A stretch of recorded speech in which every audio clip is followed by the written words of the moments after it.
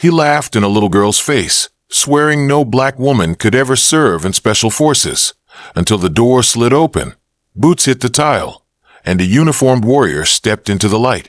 The air changed. So did every assumption in the room. He didn't just smirk, he laughed. Loud enough to snap heads around the sneaker aisle. Loud enough to turn a 12-year-old's breath into glass. Zuri Ellis had been talking like kids do, about school and snacks and the new pair of Nike she wanted, when the truth slipped out of her the way truth always does. Simple, bright, unafraid. "My mom's at Fort Liberty finishing up," she said, tapping the corner of a shoebox. "She's Special Forces. Sometimes her schedule's wild." Her best friend, Mia Torres, blinked once, then twice, surprise widening her eyes. "Wait, like actually Special Forces?" "Yeah," Zuri said, as casually as telling someone her favorite cereal. "Sergeant Major Nia Ellis. She just got back." That's when the laugh cut in. Not soft, not kind, sharp enough to shave pride. The man was flipping through a rack of hoodies a few feet away, wearing jeans and a Panthers tee with a badge clipped to his belt like a keychain. Off duty, but the swagger stayed on. Officer Brent Calloway. 20 years of "I know better" etched in the easy slant of his posture. "Special Forces?" he repeated, grin widening. "Come on, kid. I've worked with the real thing. There's no way your mom is running with the Green Berets. Especially not." He paused, eyes narrowing with something that wasn't curiosity. "Especially not someone like her." The words slid across the aisle like oil, slick and hard to clean up. Zuri's cheeks flamed. The fluorescent lights made everything feel harsher. The whispering teens near the clearance rack, the mother pretending to sort socks while not missing a word, the two boys by the checkout elbowing each other and pointing. Mia leaned in. "Ignore him. He doesn't know anything." But ignoring wasn't an option. Officer Calloway had an audience now, and men who love their laughs love their stages. "Look," he went on, good-natured in the way a storm is light rain. "Kids make stuff up. My boy used to say his dad was Spider-Man. Cute, not real." His chuckle came with a head shake and a shrug that said case closed. He crawled up Zuri's neck. She tried to speak, but the words jammed together like too many shoes in one box. Her fingers trembled. The shoebox scraped loud against the shelf. She heard Mia whisper, "Why say it so loud?" And she answered with a swallow, so tight it hurt. "Because it's true." The truth drew another laugh, the kind that invites a crowd to join in. He turned slightly, his voice pitching outward. "See, that's exactly what I mean. Nothing wrong with wanting your mom to be a hero. But you don't have to invent fairy tales." Fairy tales. The word landed like a slap across the aisle. Zuri thought of the shadow box on their living room wall, the metals lined like bright, careful teeth. She thought of nights she fell asleep to her mom's voice through static on a secure line, the way Nia's words warmed the cold edges of missing her. She thought of airport strangers stepping aside for her mother's quiet gravity. Fairy tales? No. Flesh and blood. But she was 12, and this was a store, and the man laughing wore a badge. "Tell you what," he added, tapping the metal like it could seal fate. "If your mom's really Special Forces, have her swing by the station sometime. We could use a laugh." Her chest cinched tight. The room tilted. She pictured her mother's hands, strong and calloused, lifting furniture with a laugh on moving day, tying laces, bandaging scraped knees. She pictured her mom's eyes when she said, "Courage is just truth wearing boots." "You don't know anything about her," Zuri said, voice frayed but steady. The sentence hung there. For a heartbeat, his smile faltered. Then he clapped once, like a judge who'd already decided. "Sure, kid. Whatever you say." Silence followed, the kind that isn't empty so much as jammed with people too cautious to step into it.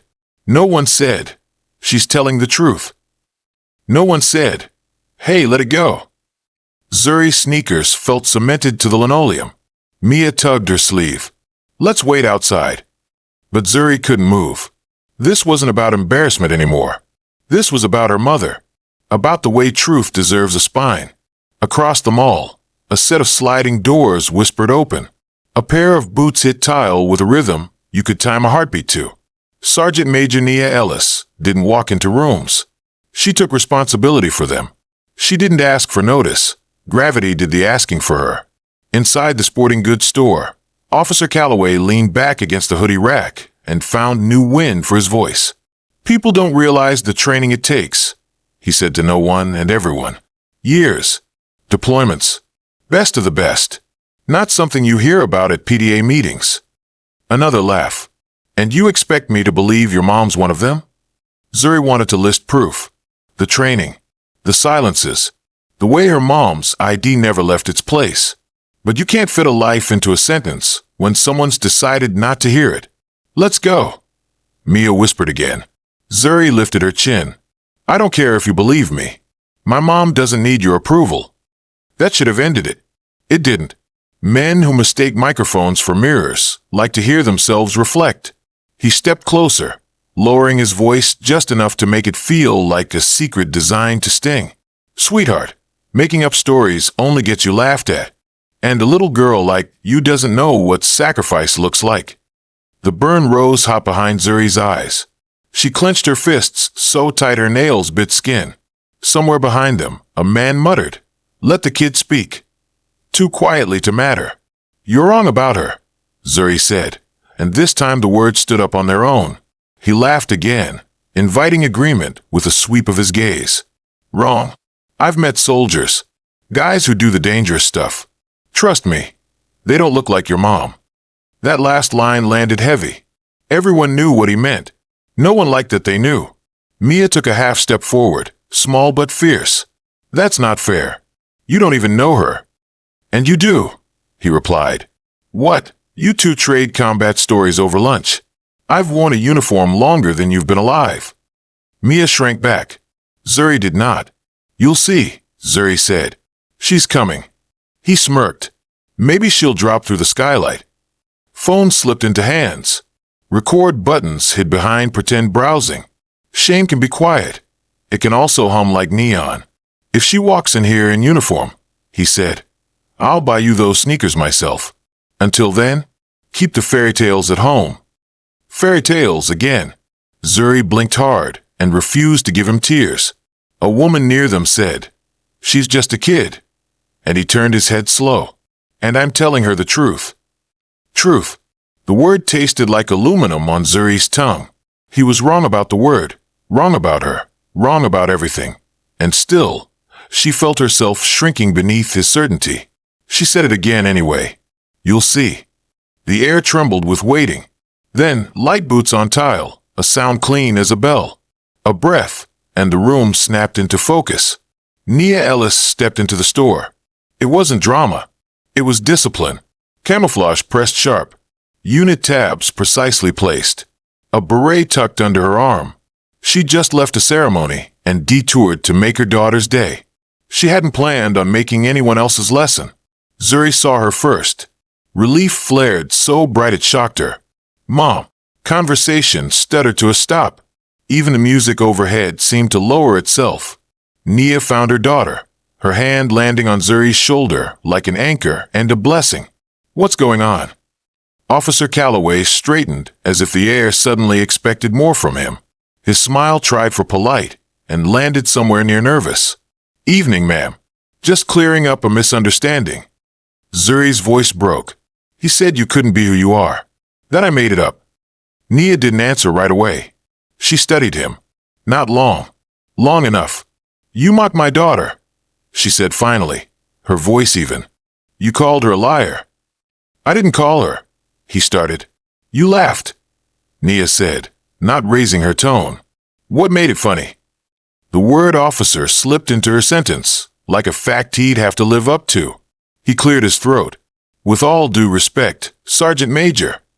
Respect doesn't begin with laughing at a child. The store got very still. He shifted. It just caught me off guard. Special Forces is unusual. Unusual doesn't mean impossible, Nia said. It means your imagination has a ceiling. She let the silence settle, then added, Maybe the problem isn't my presence. Maybe it's your expectation. A teenage boy near the checkout whispered, She's legit. All softening the corners of the word. The woman with the basket who'd spoken earlier folded her arms, watching. For 22 years, Nia said, I've served this country. I've led soldiers. I've made choices you only read about. Every stripe you see was earned. But the hardest thing I do isn't overseas. It's right here, convincing people who've decided they know what a soldier looks like that I exist. Officer Calloway's mouth opened and closed. The smirk was gone. The habit remained. Fine, he said. Maybe I came across wrong. I didn't mean any harm. Intent doesn't erase impact, Nia replied. My daughter stood here telling the truth, and you turned it into entertainment. He rubbed the back of his neck. The badge caught the light. The phones did too. If you want to apologize, Nia said, still calm. You don't look at me. You look at her. For a second, he resisted. Ego has muscle memory. Then he faced Zuri. I'm sorry, he muttered. Nia raised an eyebrow. Officer Calloway swallowed. His voice found enough air to carry. Zuri, I'm sorry. I shouldn't have laughed. You told the truth, and I didn't believe you. That was wrong. Zuri held his gaze. For the first time since his laugh cut her, she didn't feel small. She nodded once. Not a pardon. A receipt. Most scenes would end there. This one didn't. Because truth doesn't just correct a person, it teaches a room. Nia turned slightly, not to grandstand, but because the room needed words to replace the ones it had just swallowed. This isn't just about an officer and a kid, she said. It's about what happens when we decide a story can't be true because we've never pictured it. My daughter shouldn't have to audition her reality for strangers. Heads nodded. Some because they meant it. Some because they didn't want to see themselves in what had just happened. Mia squeezed Zuri's hand. She's amazing, she breathed.